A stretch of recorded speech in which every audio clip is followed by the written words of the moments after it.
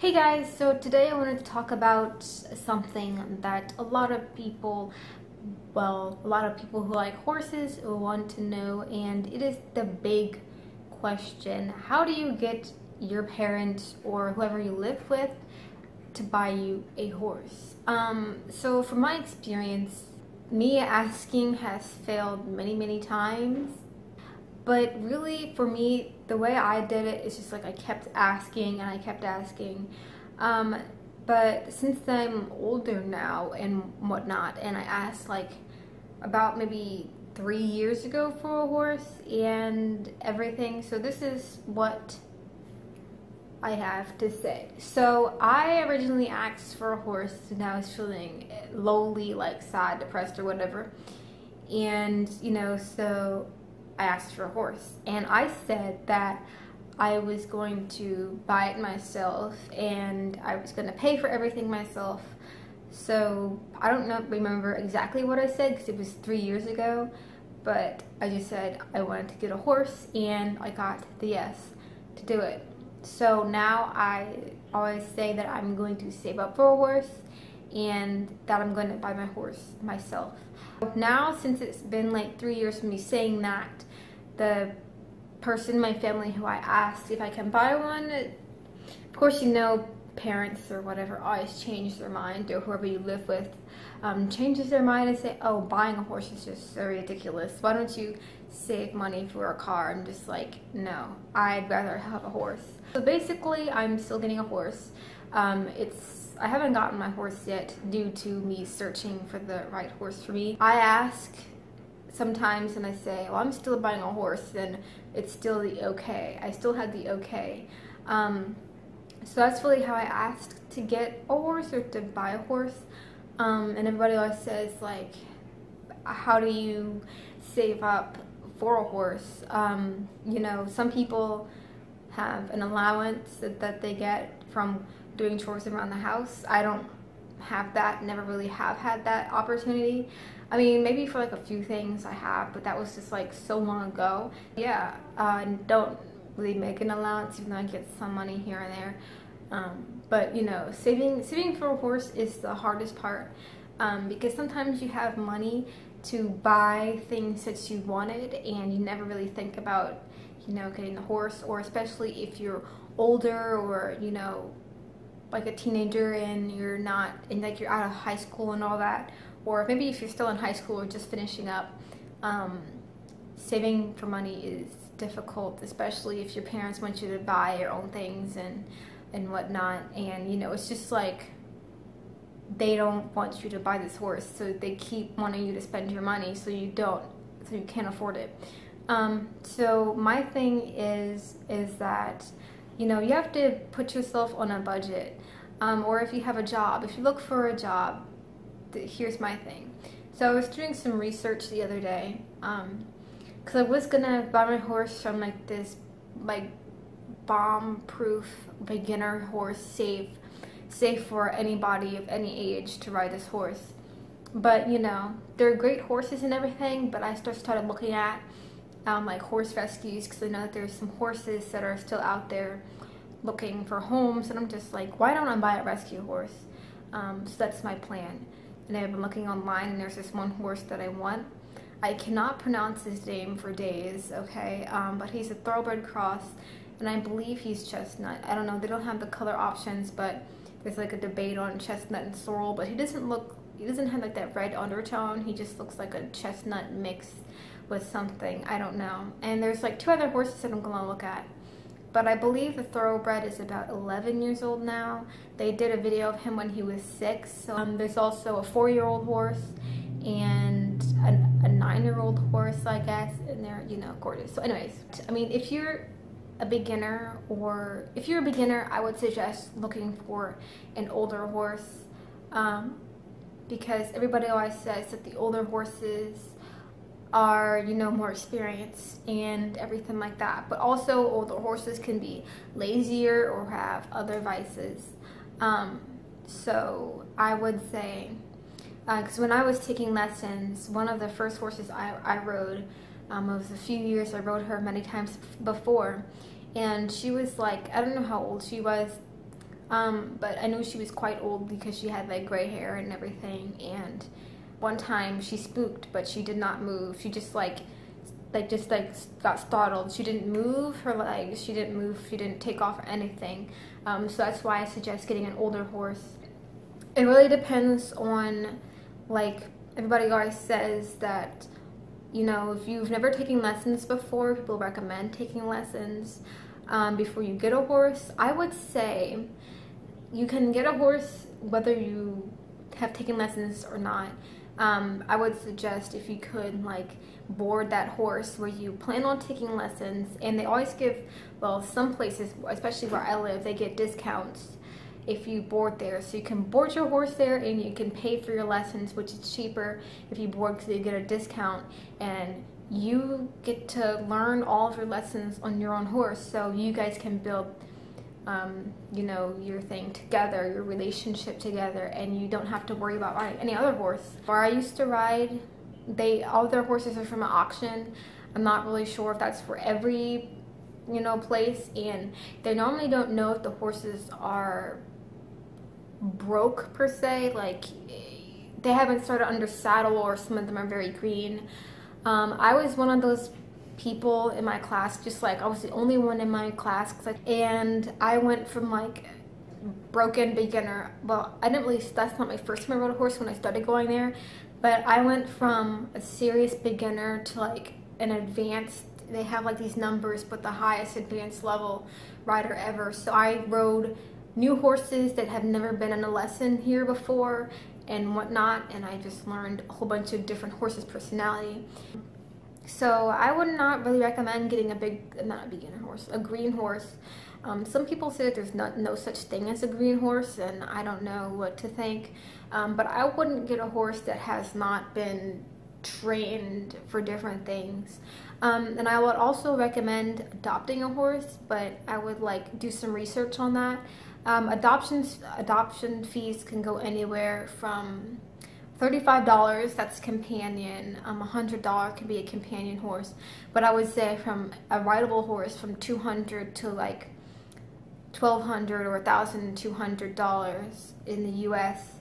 But it also depends on where you are at. Like if you're getting an off-the-track thoroughbred, or a thoroughbred that's on the track but is still planning on getting retired, their adoption fees will be always in the thousands. I don't know why. But you know, especially if you get a young horse and they're doing the training, then their prices just keep going up.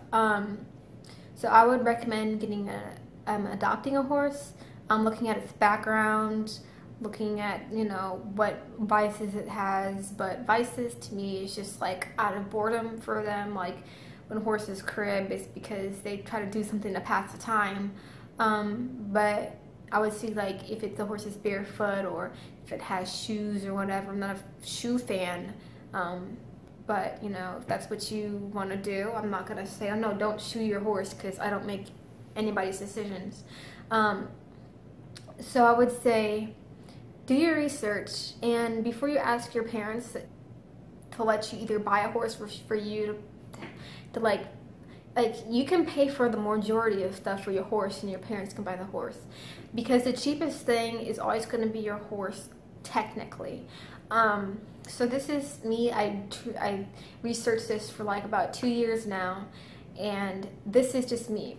There's a place close by to me, and they offer field board, which I recommend field board, only if they have a run-in shelter, or if maybe they have a stall that's connected to a field, but the back stall door is always open, so the horse can go in and out as they please.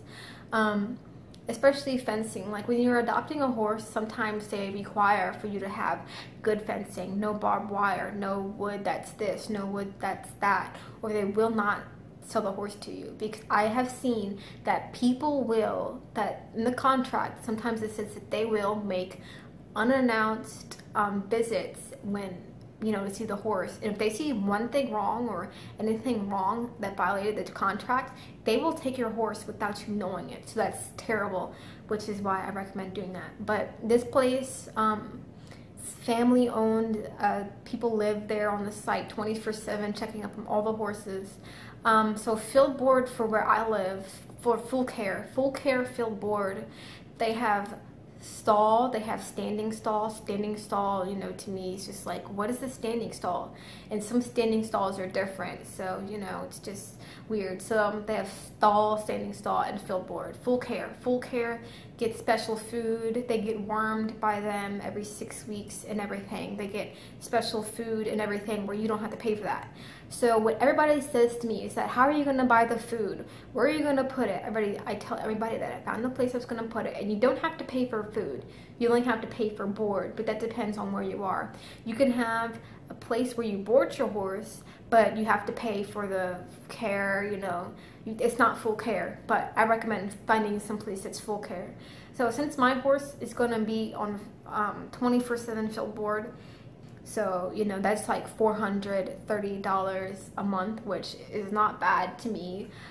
In my area, it's the only place where I can find field board in my location or anywhere that's like further away. So people always say that a stall can run from like $200, and I'm just like, what are you talking about?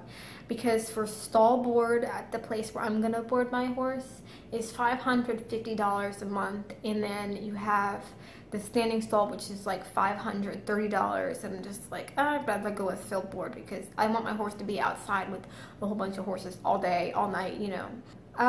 So since I live in a place that is generally cold, I can really go into like what you need to buy your first horse.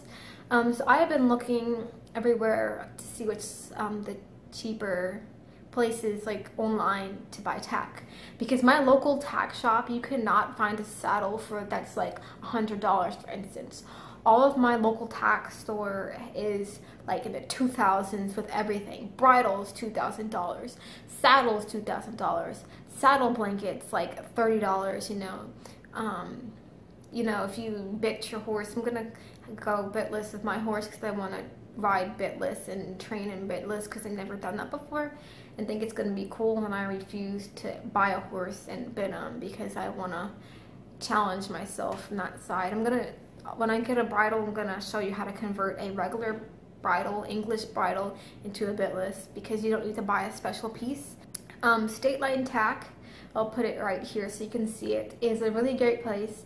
They have discounts. They always say like $15 discount, but I believe if you register, you get a 20% coupon or 25% coupon that is automatically on there for your first purchase. And they always do sales every day, and their stuff is great at low price. Like if you're looking for a saddle, for instance, because I know this is like, you know, he was like, what should I buy? So for me, I'm gonna be like honest. I think I'm gonna buy like a Wintec saddle and Wintec tack. I know Wintec is synthetic, but it's not like the cheap synthetics. Okay, so I really hate synthetic tack. Like the cheap synthetic tack, because I rode with one of my favorite horses.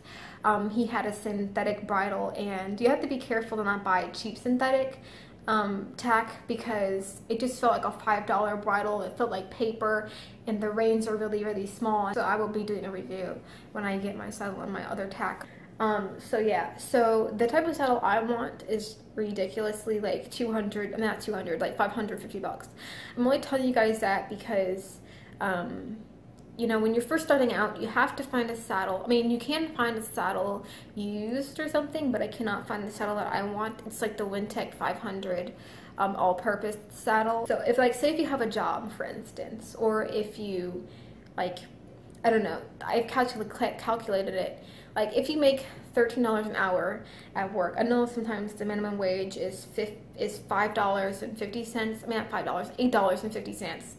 Sorry, but the highest where my location, like where I live here, there's stores that pay like $13 an hour, $10 an hour. So my thing is that if you're getting a job, try to figure out like where you want to work and where you want to do all of these other things. So if you get a job and you make like $13 or $15 an hour, like in that range. So if you work every day, like not really every day, like Monday through Friday, 40 hours a week, your monthly pay or will be enough to afford what you need. I'm only going to say that, like, don't be shocked. This is what I mean. Because if you make that much, you'll get like $27,000 a year, which is good. I mean, if you want to work and save like that $27,000 a year, you can. But if you're really, really impatient like I am, you can do this. I researched. So every month you get like over $2,000. And if you save for a few months, you'll get like $7,000 when you get paid that range. So your horse, if you're buying a horse, like a well-trained horse or an inventing horse, that's not going to work. But if you buy like a horse from a rescue, that's going to be like $500 or a little bit more, like $800 for instance, or maybe lesser than that. You can afford to buy the horse, you can afford to buy the tack, and you can afford to pay for board every single month. You don't have to worry about that. And if you shoe your horse, or you might be able to afford it too, because my horse is barefoot. The horse I'm looking at planning to buy is barefoot, and he only needs special trimming. I do want to learn how to trim a horse's hooves myself, so I'm going to start learning how to do that when I do get him, and learn from the farrier who I'm going to hire. So yeah, you'll be able to afford all that, and you'll have money left over for yourself, and you'll have money for vet bills and everything like that. You really want to keep your horse in good condition and constantly go out there and check your horse's body to make sure that things are, you know, perfect and right, because I know sometimes you have to pay for the vet to come out and visit you, and it's like $100. Yeah. So, and also usually places have first aid kits for horses, so like if there's something goes wrong with your horse and you don't have like vet stuff, you can use their supplies. But I would recommend, when you buy your horse and you buy all the tack, I would check with the boarding place to make sure that they have like first aid kits for you guys to use. And if not, if they say no, I would recommend that day ordering some stuff off of Stayline Tack, because they have hoof care, wound care, you know, all that stuff to go use and everything like that. For your basic necessities, really, like I said, bridle, saddle, saddle pad. Make sure you have good quality saddle pads if you want to, and make sure like your saddle. That's why I'm getting a care saddle, because the care saddle forms to a horse's body, so you don't have to worry about changing it. You might have to change the gullet in there, but it's really cheap to do that, and sometimes they come with the free gullet things and everything. And you need a girth. You need, if you want a helmet, I already have a helmet, you can buy that. I mean, if you want to buy a blanket for your horse, I would say, like, I might just buy my horse in the summertime, so I don't have to worry about buying him a blanket, because I'm still looking for a blanket. Because it's 80 grams, it's an 80-gram blanket, so I don't plan on using my blanket a lot for my horse, because I want his fur to grow out, so he can be like a normal horse who's like in the wild, who doesn't need a blanket. But I will buy a blanket. I won't let my horse stand outside and freeze, no. It never gets into the negatives here, and it's very rare that it does. So yeah, it's just like, go on a shopping spree, basically. Like, you can buy $800 worth of tack and have like 21 items from Stayline Tack. If you go other place, because Stayline Tack has free shipping, is you can get like $800 worth of stuff, including everything you need to ride in and things like that, to just do all of that other stuff. I wouldn't really recommend getting all expensive stuff unless you can afford it. You can buy a good bridle for about, there's one bridle that sells for $26, I believe, on Stayline Tack, and the bridle that I'm getting is only $30 because it's a Wintec thing. Look at all the reviews that you're going to, just plan on, because some people might hate that saddle pad because it rips when you wash it or something, or, each person has a different experience, and I would normally say don't really do things for looks, but if you can get something more expensive, then obviously it's gonna look better. And look at reviews. There's not many reviews on saddles or bridles these days. So yeah, and if you have a leather saddle, you need leather cleaner. So yeah, some people even buy their horse before they get all their tack, or they get all their tack before they buy their horse. Me, I am probably gonna buy all my tack before I get my horse, because this is the thing. So if you want to know what size blanket your horse needs, I would recommend going to Google and looking it up, like what size girth does a horse need. Like sometimes people say that a 15.2 hand horse needs a 48 girth and everything to go on it, but it's different English, not Western English. So it's just different things. So we'll look on there and like get your horse, and if it doesn't fit, you can always return it. Some people have a weird return policy, which is if you tried it on your horse, you can't send it back. And if you can't send it back, you can always sell it on eBay or something like that for somebody who's looking for that particular brand and that particular size, so it's not all doomed. And you can also use the extra money to buy your horse a new thing that you wanted or something else. I wouldn't recommend like going full-fledged, you know, buying like a ton of polo wraps or a ton of saddle pads. I would really say that with the budget that you have, like I mentioned before, I would say that you have enough money to buy at least 2 saddle pads, bridles, and a $500 saddle, a $30 bridle that's in good quality or condition, like sports boots, and like bathing supplies, grooming supplies. Do your research, get a piece of paper and get a pen and just write down, like go on State Line Tack and look at the tack if you're going Western. I do know that English saddles already get 100% free shipping. I'm not sure about Western saddles, but I'm pretty sure if you spend over $85 or something like that, you get free shipping. So just look at all of that. You know, put it in the cart, add it to cart. Even though you're not buying it, you can. And also one thing that State Line Tack does have is something called Bill Me Later. You buy a saddle and it's like over $200, and you click Bill Me Later. They will actually let you take the saddle for free basically, and then pay for it within like a month or something.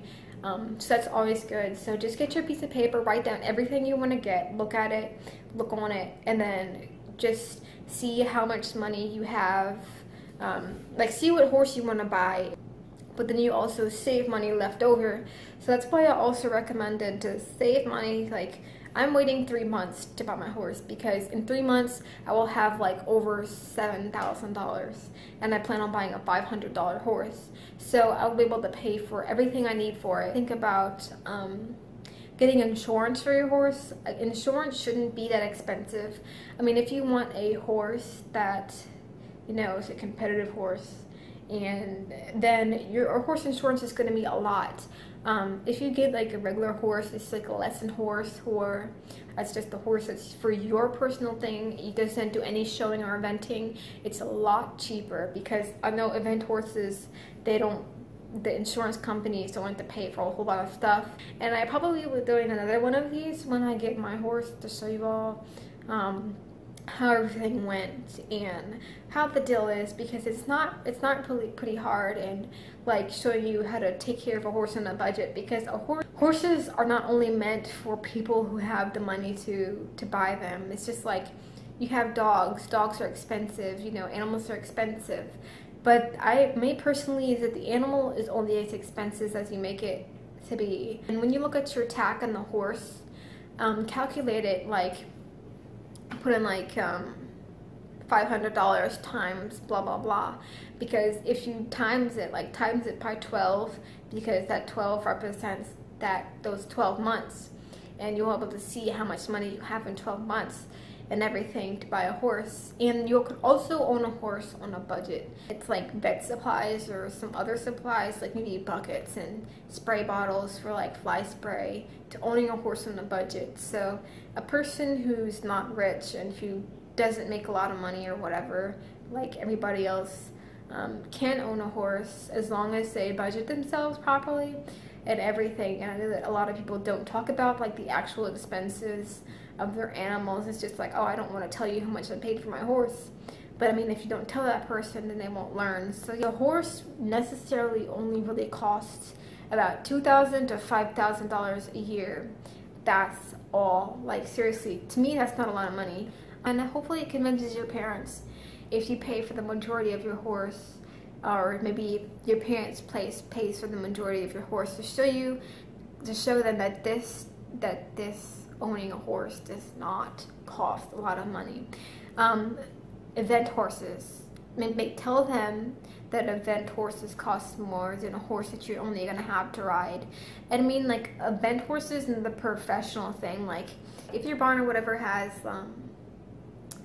a show, then that's fine. It's like, you don't have to, that's not including like an event horse. I mean, it kind of is, but it's not an event horse that's going to travel and go places. And then also you guys can invest in getting a trailer, but usually if you get a truck and a trailer, that's over like $1 million, believe it or not, depending on like what kind of trailer you get. So yeah, hope this helps, and I'll see you guys later. Bye.